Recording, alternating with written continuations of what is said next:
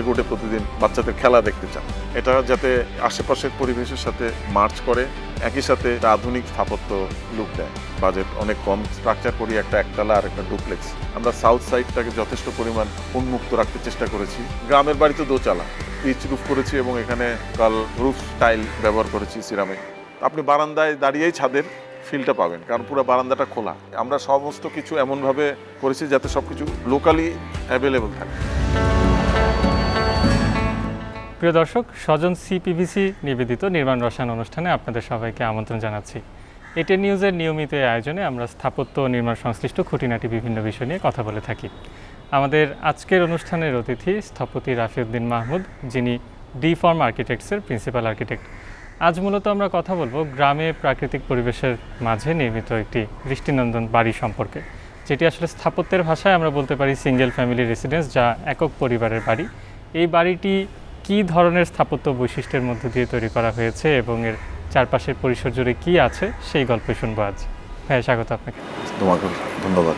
অনেক ধন্যবাদ, আপনি সময় দিয়েছেন। এবং এখনকার সময় আমরা দেখি যে অনেকেই ঢাকা শহরের ব্যস্ততার বাইরে নিজেদের গ্রামের কোনো একটা জমিতে একটা বাড়ি তৈরি করতে চান, যেখানে গিয়ে কিছুটা অবসর তিনি উদযাপন করবেন। তো সেই বাড়ির গল্প যদি বলতেন। 2023-এ আমার উনি আমার একজন বন্ধুর শুভাকাঙ্ক্ষী। তো উনি একজন ব্যবসায়ী, তো একটা বাড়ি উনি ওখানে করতে ইচ্ছুক যেখানে অবসর যাপন করবেন। আবার উনি ওনার বাজেটের ব্যাপারেও বেশ স্ট্রিক্ট, যে ওনার বাজেট অনেক কম, কিন্তু একটা বাড়ি করে মাঝে মাঝে পরিবার নিয়ে উনি যেতে চান। তারপরে আমি গেলাম সাইটে।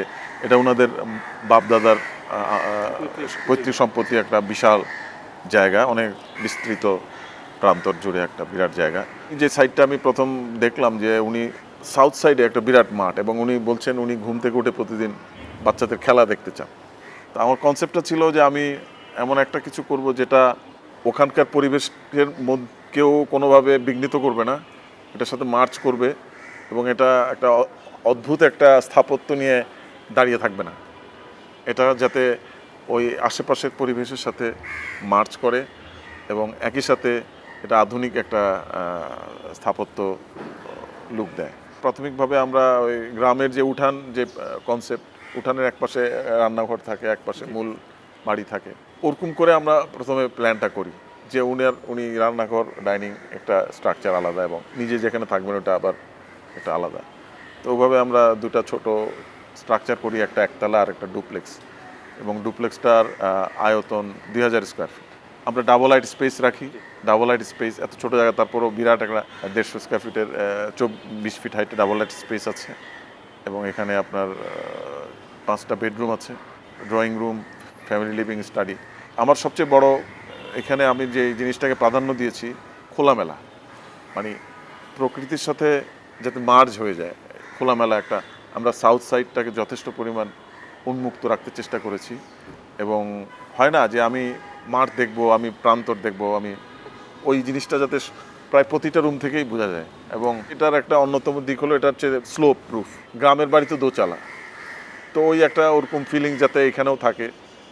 একটা আমরা পিচ রুফ করেছি, এবং এখানে আমরা লোকাল রুফ টাইল ব্যবহার করেছি সিরামিক। ডিজাইনের সবচেয়ে বড় ফিচার হলো এখানে একটা বিরাট বড় বারান্দা আছে, যেটার আপনি বারান্দায় দেখলে জ্যোৎস্না দেখতে পাবেন, আপনার ছাদে যাওয়ার দরকার নেই। এখানে যেহেতু ছাদের একটা ক্রাইসিস আছে, মানে আমি যেহেতু একটা পিচ রুফ, আপনি বারান্দায় দাঁড়িয়েই ছাদের ফিলটা পাবেন, কারণ পুরো বারান্দাটা খোলা, ওপেন টু এয়ার। এই প্রজেক্টটার আরেকটা দিক হলো এখানে আমরা ফেয়ার ফেস লুক রাখার চেষ্টা করেছি। তো খরচের ব্যাপারটা আমরা নানাভাবে কমিয়েছি, এভাবে যে আমরা স্টিল শাটার না করে একটা অল্টারনেটিভ উপায় বের করলাম। সেটা হলো আপনার কতগুলো বোর্ড আছে, শাটারিং বোর্ড, খুব পিচ্ছিল। আমরা নর্মাল বাঁশের সাপোর্ট দিয়ে ওই বোর্ড দিয়ে পুরো ছাদ ঢালাই দিলাম ফেয়ার ফেস। তো যেটা কিন্তু একদম স্টিলের মতোই দেখতে, কিন্তু মানে ফেয়ার ফেস অনেক কম, এখান থেকে প্রায় 8-10 লাখ টাকা মিনিমাম সেভ হয়ে গেল।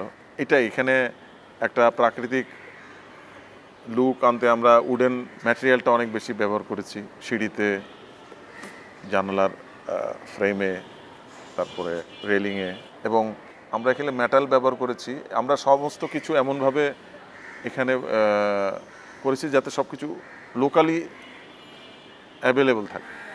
এখানে যে মেটালের সিঁড়িটা করলাম, বাউবাজারে নিজেরা বসে টোটাল সিঁড়িটা মাপঝোপ করে ওয়ার্কিং ড্রয়িং করে বানিয়ে আমরা লোকালি এটাকে পুরোটা ইনস্টল করি। এটা কিন্তু কোনো কারখানা এখান থেকে অর্ডার দিয়ে করে নিয়ে যাওয়া না, কিন্তু প্রত্যেকটা জিনিস ওখানে লোকালি আমরা। এবং মেটালের রুফ, এবং এটা খুব সহজ না কিন্তু পিচ রুফের মধ্যে আবার রুফ টাইলটা বসানো। বিভিন্ন সময় দেখেছি যে গ্রামে যারা বাড়ি করার কথা ভাবেন, দুই ধরনের প্রবণতা কাজ করে। কেউ কেউ কখনো ভাবেন যে এমন একটা বাড়ি তৈরি করব, সবাইকে আসলে জানান দিতে হবে যে আমি অনেক সামর্থ্যবান, এবং সেটা করতে গিয়ে খুব উদ্ভট কিছু একটা তৈরি হয়ে যায়। আপনি শুরুতে যেমনটা বলছিলেন যে হয়তো অনেক চকচকে রঙের ব্যবহার থাকবে, টাইলস থাকবে, নানা কিছু থাকবে। আবার আপনি বললেন যে ফেয়ার ফেস করেছেন এবং ব্রিকটাও আসলে ফেয়ার ফেসই রেখে দিয়েছেন।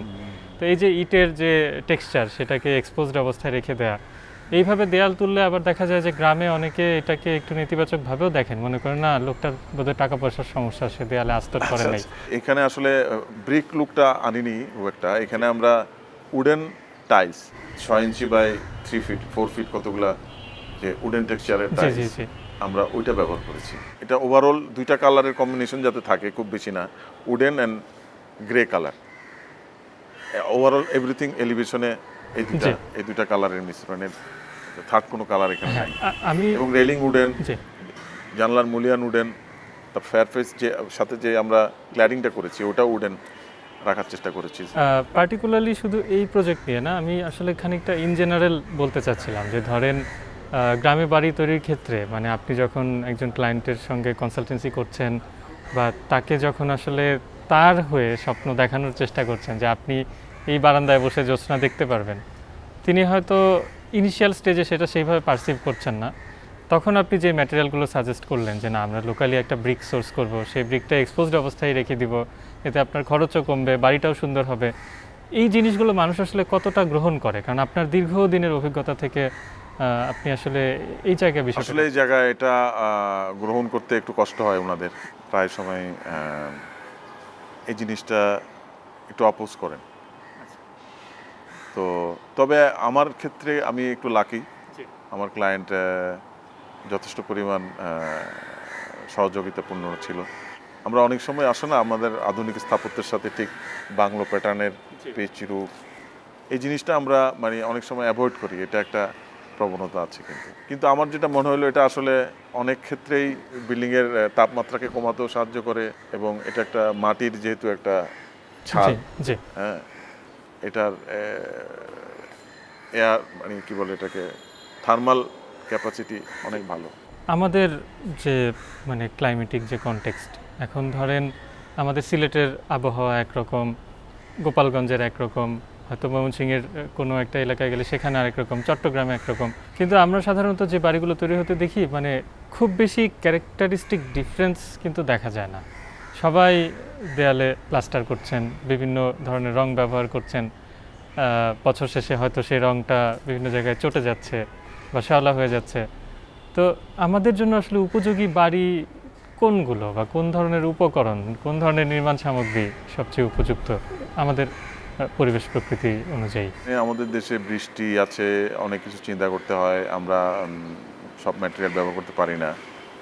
তো আপনি দেখবেন মুন্সিগঞ্জে কিন্তু দোতলা বাড়ি হয় কাঠের পুরোটা, এগুলো টিকছে। তো আমার পরিচিত কেউ কেউ মুন্সিগঞ্জের কাঠের বাড়ি তাদের বাড়িতে করেছে, কিন্তু ওগুলার একটা প্রবলেম হচ্ছে গিয়ে আপনার ওয়েল ডিজাইন না, এটাকে একটু আর্কিটেকচারাল দিক থেকে এটাকে যদি ব্যবহার উপযোগিতার জায়গাগুলো নিয়ে কাজ করলে কাজ করতে পারে, কিন্তু এটা কিন্তু এখনো কেউ করে নাই। আমাদের তো জলবায়ুর কারণে আমরা আসলে অনেক কিছু করতে পারি না, আমাদের বৃষ্টি, আমাদের রোদ। অনেকের বাড়ি তৈরির ব্যাপারে যে ধারণাগুলো কাজ করে যে একটা ডিজাইন হয়তো অনলাইনে সংগ্রহ করা যায়, অথবা কেউ ভাবেন যে মানে কোট আনকোট ইঞ্জিনিয়ার, যেহেতু আর্কিটেক্টরা সবার কাছে পরিচিত না বা আর্কিটেক্টদের কাজের ধারণাটাও খুব বেশি প্রচলিত না, তো সেক্ষেত্রে একজন ইঞ্জিনিয়ারের কাছে যখন আমি যাচ্ছি, তিনি হয়তো আমাকে 5টা ডিজাইন স্যাম্পল দেখালেন, আমি একটা পছন্দ করলাম, 1 সপ্তাহের মধ্যে আমার বাড়ির নকশা চূড়ান্ত হয়ে গেল, 8ম দিনে আমি কাজ শুরু করলাম, 6 মাসের মাথায় আমি বাড়িতে উঠে গেলাম, এরকম একটা প্রক্রিয়া সবার মাথায় থাকে। তো আসলে একটা বাড়ি তৈরি করা, যে বাড়িটা একান্তই নিজের বাড়ি, সেখানে আমি ফিল করব, সেই জায়গার যে আশেপাশের কনটেক্সটের সঙ্গে নিজেকে কানেক্টেড রাখবো, এরকম একটা বাড়ি ডিজাইন করা আসলে কতদিনের প্রক্রিয়া? স্কেলের উপর নির্ভর করে, মানে আপনি এটা কত স্কোয়ার ফিটের। আমার এটা ছিল খুব ছোট, 2000, নিচে হচ্ছে 800, উপর হচ্ছে 1200।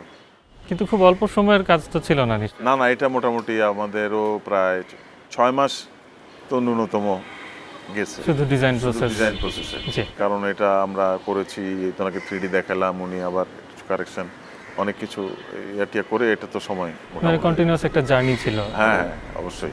কনস্ট্রাকশন চ্যালেঞ্জের জায়গাগুলো নিয়ে যদি একটু বলতেন। আর পাশাপাশি আপনার কাছে একটা প্রশ্ন থাকবে, যারা আসলে নিজের এলাকায়, গ্রামে বা কোনো জায়গায় একটা বাড়ি তৈরি করতে চাচ্ছেন, কোন কোন বিষয় মাথায় রেখে আসলে সেই পরিকল্পনাটা করা দরকার? এবং এই যে বাজেটের কথা আপনি বলছিলেন, যে আমরা অনেক সময় দেখে থাকি তার সাধ্য হয়তো সীমিত, কিন্তু তিনি একটা ভুল পরিকল্পনায় কাজ শুরু করে ফেললেন এবং অপ্রয়োজনে তার অনেক বেশি অর্থ ব্যয় হয়ে গেল এবং তিনি সেই প্রকল্পটা যথাযথভাবে শেষ করতে পারলেন না। এটা প্রায় হয়। খুব কমন সিনারিও। তো এক্ষেত্রে কোন বিষয়টা মাথায় রেখে শুরু করলে কাজটা যথাযথভাবে শেষ করা সম্ভব? প্রথমত আসলে একজন ভালো আর্কিটেক্টের দ্বারস্থ হতে হবে, কারণ এটা প্রায়ই ঘটে। অনেকে অনেক কিছু দেখে একটু মুগ্ধ হয় প্রথমে, ক্লায়েন্ট প্রলুব্ধ হয়, যেটা আসলে পরে কাজ অর্ধেক হওয়ার পর মনে হয় যে আমি তো এটা চাই নাই, বা তখন একটু দিশেহারা হয়ে যায় অনেক সময়। কিন্তু আসলে ক্লায়েন্টের মর্জি বুঝে একটা ডিজাইন করা এবং ওইভাবে ওনাকে গাইড করা, এটা একজন অভিজ্ঞ সংবেদনশীল স্থপতির পক্ষে করা সম্ভব। আর একটা আমার এই প্রজেক্টের আরেকটা দিক হলো কনস্ট্রাকশন, সেটা হলো যে আপনার এটা টাইম পিরিয়ড। এটার প্রজেক্টটা আমরা মাত্র 8 মাসে সম্পন্ন করি, টোটাল প্রজেক্ট। কাজটা যদি 1 বছরের জন্য আমরা অ্যাপয়েন্টেড ছিলাম, কিন্তু এটা আমরা 8 মাসে শেষ করে ফেলি। কনস্ট্রাকশন পিরিয়ড কমাতে পারলে কিন্তু আপনার খরচও কমে, অনেক কমে কিন্তু। তা আমরা এটা যে দ্রুত শেষ করলাম, এটাও আমাদের এখানে প্রজেক্টের কস্ট কমাতে এটা একটা ভালো সাহায্য করছে। অনেকে অনেক বড় বাড়ি বানায় গ্রামে। আসলে গ্রামে তো আপনি এত বড় বাড়ি, রাজপ্রাসাদের কোনো দরকার নেই, আপনি মাঝে মাঝে যাবেন, থাকবেন। এইখানে তো আপনি কেন শুধু আপনি একটা এত বড় বাড়ি বানাবেন? মানে অনেকে মানুষকে দেখবে আমার একটা বিশাল বড় বাড়ি, 3 জনের পরিবার, 8 বেডরুমের বাড়ি, হ্যাঁ এরকম হচ্ছে। কোনো দরকার নেই। আপনি সপ্তাহে 1 দিন যাবেন পরিবার নিয়ে, আপনি না গেলে হয়তো কোনো বন্ধু যাবে। এত বড় বাড়ি তো আপনি চাবেন যে খোলামেলা বাড়ি করতে, মানে যেখানে গেলে আপনি রিচার্জ ফিল করবেন। আপনি গ্রামে গিয়ে আপনি পুনরুজ্জীবিত হবেন আবার শহরে এসে কাজ করার জন্য। আপনি তো ওখানে ইগো নিয়ে থাকলে বা আমাকে সবাইকে দেখাইতে হবে, এটা তো আপনার কোনো উপকার হলো না। আপনি যাবেন, আপনার এখানে একটু শান্তিপূর্ণ সময় কাটাবেন, আপনার প্রকৃতির সান্নিধ্যে থাকবেন, আপনার ভালো লাগবে, স্পেসগুলো এমনভাবে ক্রিয়েট হবে।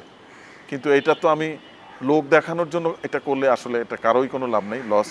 আমার বক্তব্য হচ্ছে যে আপনারা যদি করেন, এটা 2000 square feet is fine, more than enough. এর মধ্যে খরচও কমে এবং বাড়িটাকে এমনভাবে ডিজাইন করা যাতে এখানের মধ্যে অনেক গ্র্যান্ড ফিল হয়, মনোরম একটা পরিবেশ পাওয়া যায়, আলো বাতাসের পর্যাপ্ত খেলা থাকে। আপনি পূর্ণিমা দেখবেন, জ্যোৎস্না দেখবেন, এরকম জায়গা থাকবে। আপনি বৃষ্টিও উপভোগ করবেন, এরকম জায়গা, that's it.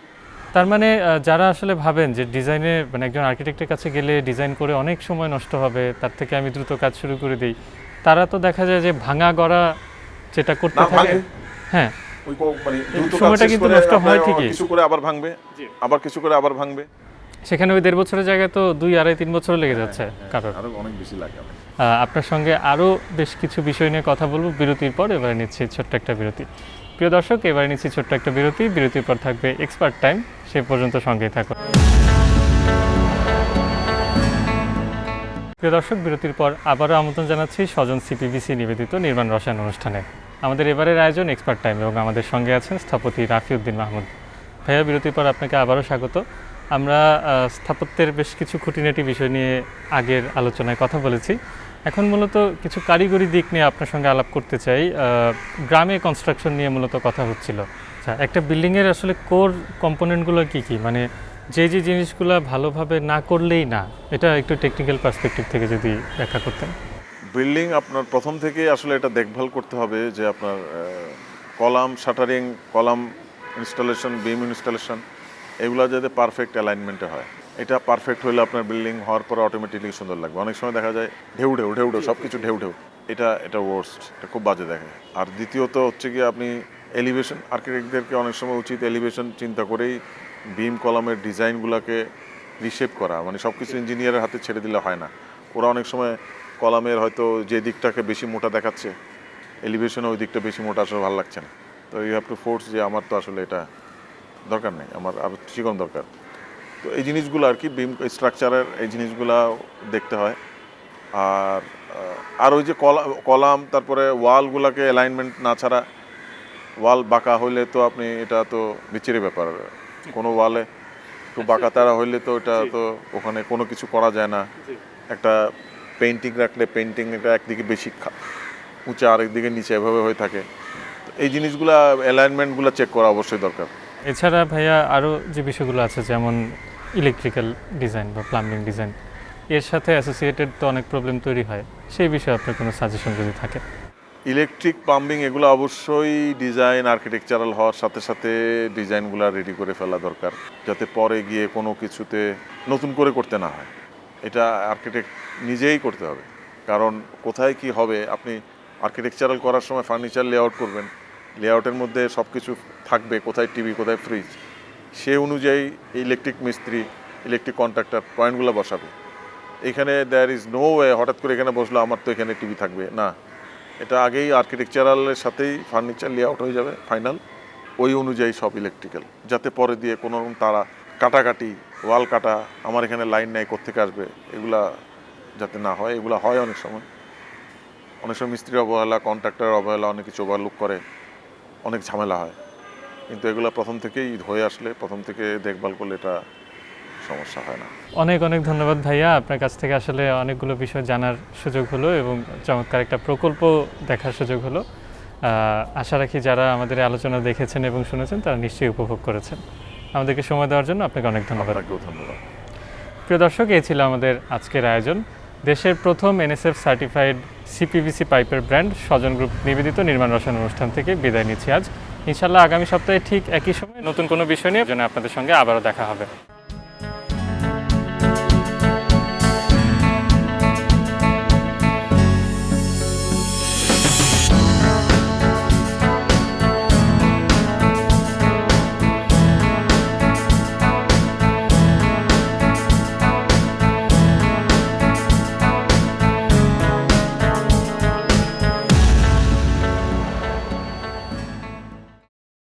Presented by Shajan CPVC.